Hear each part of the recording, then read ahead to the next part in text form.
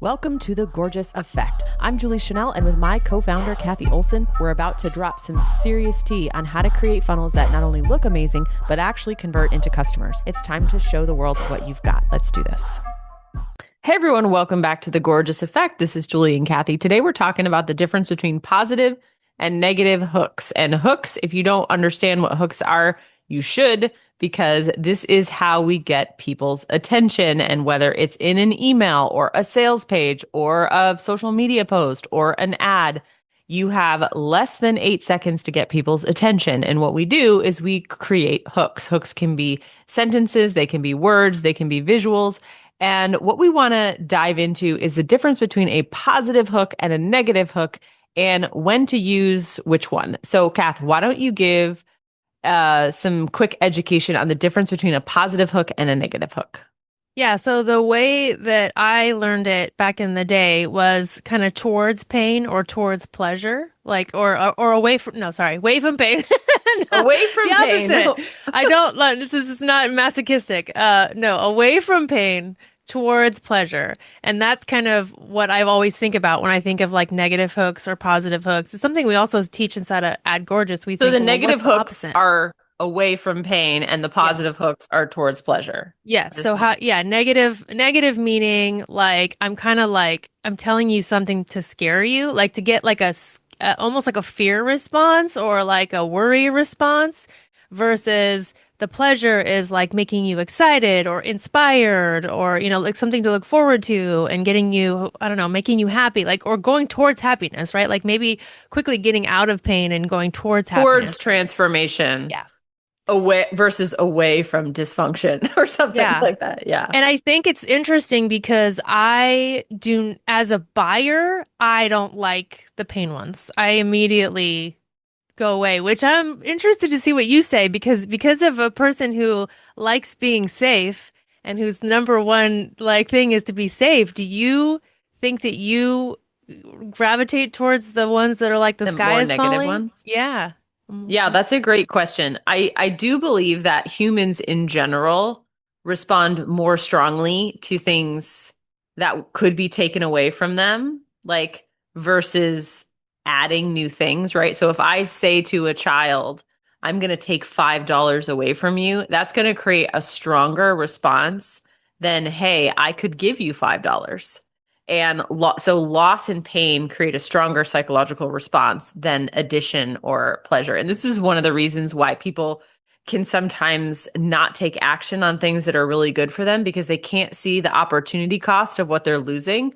All they're feeling is the loss of the money that they have to give up. And that's why negative hooks tend to work so well. I am very safety driven and I have a very sensitive threshold for threat. But actually, what that does is it really depends. I will respond to negative hooks if they are not triggering.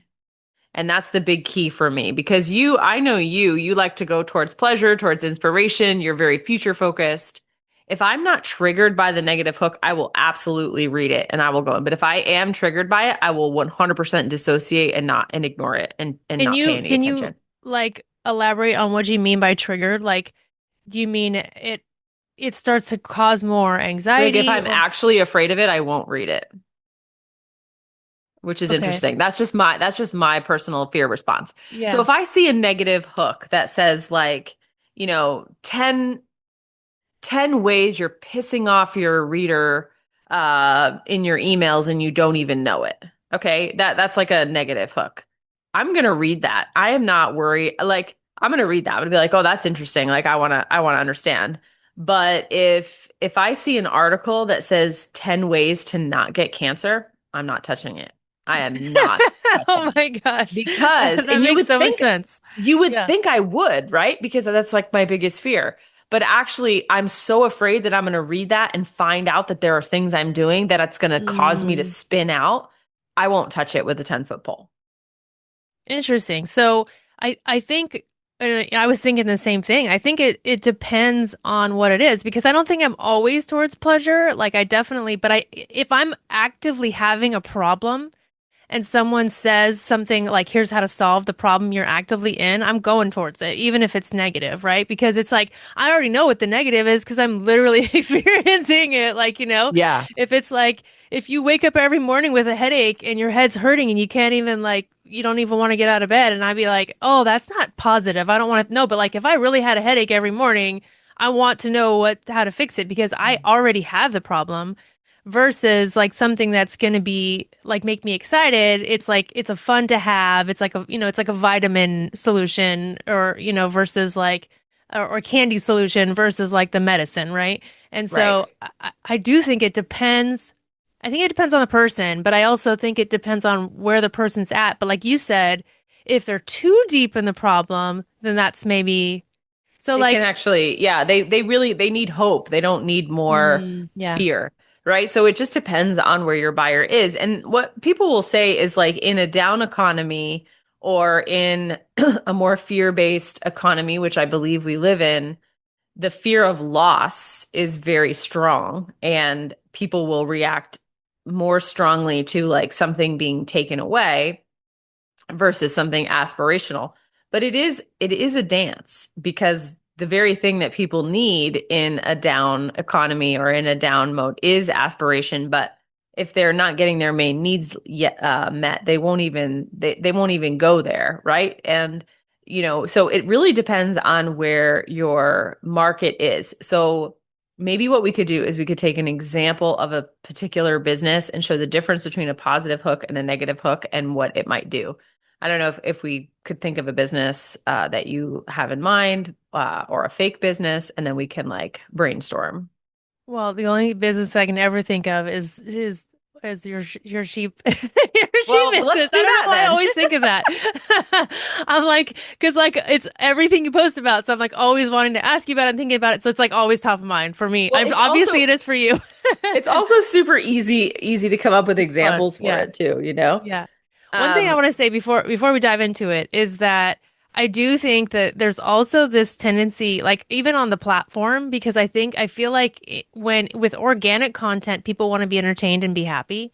And so I don't know that organic I think is has a little bit of an outlier of like no one wants because you're just like stop doing this, it's terrible, people are just going to scroll because you know what I'm saying. So I think ads are a little bit different than like organic. I do think organic tends to lean more entertaining and like telling stories or like if you are having a negative hook, it's like here's how I overcame something, so it's kind of like negative but like I was doing this thing, it was really bad and I fixed it, like you know what I mean. So I feel like that's a little outlier. So let's just put that kind of on the shelf to know that and like let's just kind of go for like paid content, right? Is that are we yeah, agreeing I on mean we that? can. We Okay. we definitely can focus on paid content. And I think the whole way that we consume content is changing. I was on a call yesterday with all my digital insiders, and we had a couple of SEO experts on there, and they said that people are no longer consuming educational content the way they used to. They're just going right to a chatbot, right? So a lot of educational content is disappearing. That makes sense. And I was using the example of my sheep business, and I was like, you know what? You're right, because right now it's mid-March and there's mud everywhere, and I'm petrified of fly strike, which is like a disease for sheep that like they get flies in their butt. It's like disgusting. And so the way that you stop this is by proactively slowing down the population of flies. So I did not Google how to stop flies. What did I do? I went to chat, right? So I am no longer top of funnel, like looking for content on Google. I'm going to chat. But the point at which I had the plan and I had to go buy something, now my intent changed, right? Because Yes, yeah. now I was Googling, and so the whole takeaway from that was like you as a business owner need to be ready for that bottom of that funnel moment when they come off of chat. And in this case, this would have been a negative example of a hook. If I saw an ad in the newsfeed that said avoid fly strike this spring with your flock, 100% would have clicked on it because I'm terrified of it. but I'm not triggered by it, right? But that's a problem I'm actively trying to solve. And I'm going to buy whatever it is. Yeah. And it almost Chemicals, a course, it could whatever it have is. said, yeah, it could have said it in any negative way, I think, in that point, because it was like it was going away, it was avoiding pain, right? So like if it would have been like, here's how to make it not happen, or here's how to fix it once it happens, I would have bought what any of it. you know what I'm Yeah. saying? Like it could have been like, here's what will happen if you ignore it. Like it could have been so many different negatives, like anywhere, like before, after, during, like any of those Click, click, things, click, click, and you would click, have clicked right? it. So it's like, so it was not even a nuance at that point. It really is just any negative hook to avoid the pain of that happening. You would have been there. Yeah. And that's a perfect example of a negative hook that would work very, very well in my sheep business. And I actually think in that way, it's almost more it's that's actually more valuable in that way because there is a lot you're actively in the pain, yes, and you want to get out. We always talk about like solving painful problems, Oh, I'm right? anticipating pain. I'm not even in the pain. There are no Yeah, flies. you heard about it and now it's there and now you know Yeah. it's going to happen. I mean, yeah, but even further, it's like, if that does happen, it's going to cost more money and more, like, you know what I'm saying? So like you're almost protecting from future pain also, Yes. which is Yes. kind of like crazy to think about, but it's like, oh yeah, like that's how we think. We think, well, if this happens, then this is going to happen and then this is going to happen. And it's Yes. like, then it's going to be a worse problem if I don't do something now. So like that could even be the hook. Like Right. literally. And the thing is, I'm naturally catastrophized, so I naturally can play it out. Now AC doesn't, right? So he's not thinking that way. But like, so sometimes if you're not an educated buyer, like if I hadn't gone to chat and I didn't really understand how scary it actually was, I would need to be educated on why that was such a bad idea. But I think people often say, oh, I don't want to use negative hooks because that's unethical, or I don't want to use negative hooks because, that's going to make people feel bad. And there's absolutely marketers that use negative hooks in manipulative, gaslighty ways. But in this example, using a negative hook is absolutely the right call because if in fact fly strike were to hit and I was an uneducated sheep owner, that would be really bad. And so I need to be told, hey, here's how you avoid this and here's what you do. And that is a perfectly ethical use of a negative hook. And I think people just are like, well, I don't want to add more pain in the world, like I don't want to, they get like squirrely and they just want to do like the positive side, but there's absolutely a time and a place for negative hooks for sure. Yeah, especially like I think what you said is if you're currently having the problem, if you're currently living in the problem and you're finding people within the problem, like you said, their buyer intent is going to be so high because they're actively searching to solve. They're buying something, whether it's from you or someone else using a negative hook if you're too afraid to use a negative hook, right? Like, Yeah. but yeah, it's super interesting. So I think it maybe because what made me think of this was, someone, a friend of mine who is like has a legal business, and she was all of her hooks were like scaring people, and I was like, I don't want to learn about stuff that's going to scare me. I want to learn about like how to protect myself or like whatever, like, but like give me the positive side of it. Like I want to see the ROI, and then I was like the only one. So I wonder if that just means like the state of where those people are, like. I'm very sure we're very protected legally. It's not triggering me in any way. Like, Right. so I don't know if that's why I'm like, no, I want to learn cool stuff about legal. Like, I don't know. Like, and I'm just like, because I'm not in that like scary place. I don't know. Whereas other people who are maybe like more risk averse or more afraid that they are Or yeah, afraid that they're not in that, like that they don't have their that they're their not safe. They're not yeah. feeling safe, so they want to find out how to become safe, whereas I'm already feeling safe with maybe I shouldn't be, I don't know, but like either way, I feel safe in that area, so I feel like I want to go to the positive. So I wonder if that's something too of like how are they feeling about it in this time? But I would say if she's looking to sell something, which I'm sure she is, obviously, with that hook, she's going to find more clients on the other side of the people who are not feeling safe than me, who just wants to be entertained about, some lawyer stuff. I'm not even, so I'm not a good buyer if I think about it that way, right? Right. Yeah. What's the likelihood you're going to buy something legal? Like you're probably not. Like Mm-mm.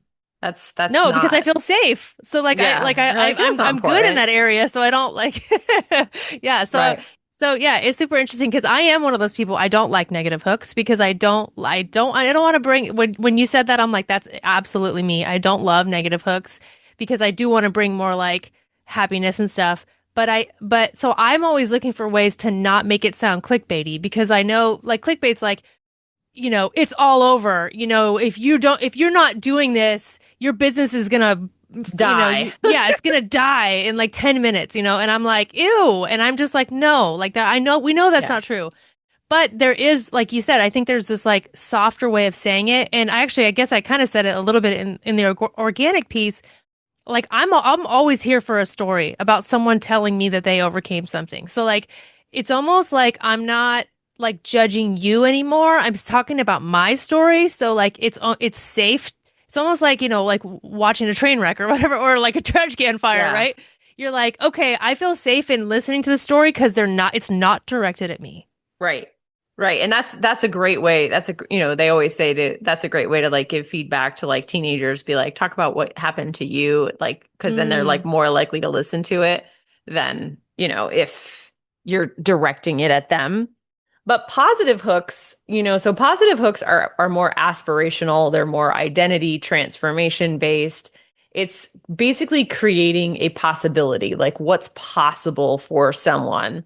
And that can create a lot of motivation to move because naturally, when you move towards pleasure or you move towards something that's hopeful and good, you are still moving away from pain. I mean, that's the irony, right? If I said, build your $1 million business and be able to take a vacation every year, to the Caribbean, that's very aspirational, but by nature of moving towards that, you're moving away from I'm financially stuck and I can never take a vacation. Yeah, it's like saying, save $1,000 on your bills this month versus make $1,000. I'd be like, make $1,000. Like, I don't, because saving isn't fun. But Right. you're right. It's like the same thing. It's, we're saying we're still like not we're still $1,000 richer, right? If you're saving $1,000 or you're making $1,000, you're $1,000 richer either way. But yeah, it's interesting. Like I would definitely like go towards the making part because it's not Yeah. fun to save. So maybe that's what it is. Is it fun to do the activity or not fun to do the activity? Because it's fun to make money. It's not fun to save money. So in my Right. Well, in if my we opinion. like, okay, so if we take the example in the sheep business about Yeah. the fly strike and all the materials and courses, I'm not really, but let's just for hypothetical sake. A positive hook. What would a positive hook be? Because a negative hook is super easy. It's like avoid flies in your sheep butt, in your sheep's butts. Like that's not hard. But what's the positive? Like make sure, like have a nice, clean, bug-free barn this summer. I would say, I mean, I'm really stretching here because I don't know anything about this, but I would say, like, let's say that it has to do with the ecosystem, right? And like, and the whole like symbiotic relationship of the ecosystem. So then, if I'm thinking of it in a positive way, I'm thinking about creating like a sustainable st farm where all of the plants, the animals, the The the bugs sun, the all work whatever. Yeah, together. everything works together symbiotically, so you never have any issues. You don't ever have like because I'm sure there's more than just that of issues, Right, right? of So like course. Yeah. I don't know, like algae bloom or whatever. Like right? Like there's when the environment goes out of whack, it can Right. cause all kinds of issues. So I would be like focusing on the positive of like building this environment where like everything like goes with each other and it's all natural and you don't have to use like I don't know, whatever, I don't know, pesticides, something like right, like of having this natural version of a farm. Not nice and happy, and then thinking about you never have to deal with this, you never have to deal with that, you don't have to do this, like so it's almost like proactive. That's what I Right. would say would be the positive of that.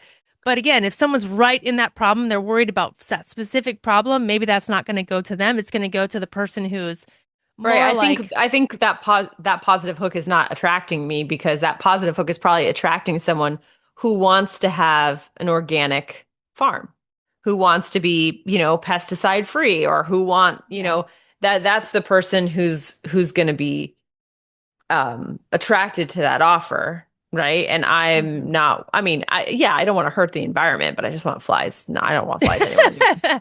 Well, again, it's kind of like thinking about the medicine versus vitamins, right? Some people want to solve problems with medicine and prescriptions, and other people want to like fix their gut biome through natural foods and like do it, you know what I mean? So like it's really Yeah. like it's like which way do you want to like just problem solve or do you want to do the harder, longer legwork part of making sure it doesn't happen in the first place? You know, like that's kind of the And I so think and I think that's why positive hooks work really well in like the crafting space. They work mm, really well in the entertainment space. They work well sometimes in the personal development space, in the make money space. But negative hooks work really, really well in certain spaces because people who are just in pain and want a problem solved, they are going to react to a negative hook because it's going to, it's going to resonate with where they are right then and there. And so I think there's really ethical reasons and uses to use both. And I wouldn't throw away the idea of negative hooks just because it feels negative, because I think they have their place. yeah, and I think you know your people probably better too than you think you do. I mean, there's if you don't, there's always testing, but I think you're gonna once you put stuff out, you're gonna see how people react to it. You know, you're gonna start to get that feedback loop of like, okay, more people are interested when I say it from using a negative hook, or I'm attracting more people with a positive hook. I think it depends on the people and the. I mean, because if you use negative hooks on people who are like really woo, they're like out. You know, like they're Yeah. out of there.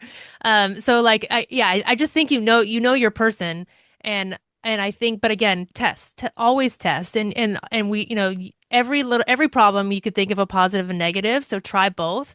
But it's interesting to think about and I wonder if while people are listening to this they're like oh yeah I'm definitely a negative person or a negative hook person or I'm definitely a positive hook person and just lean into to that. Yeah. Awesome. Well, as always, if there's a topic you want us to cover, please DM us on Instagram at Funnel Gorgeous, and we will talk to you soon. Hey, gorgeous. Thank you so much for listening to today's episode. And if you're thinking, okay, but what now? We've got you. So, just for listening today, we want to give you a gift. Head over to learngorgeous.com. We're going to grab some free resources, free trainings, this month's specials, and everything you need to keep going. Until next time, make it gorgeous.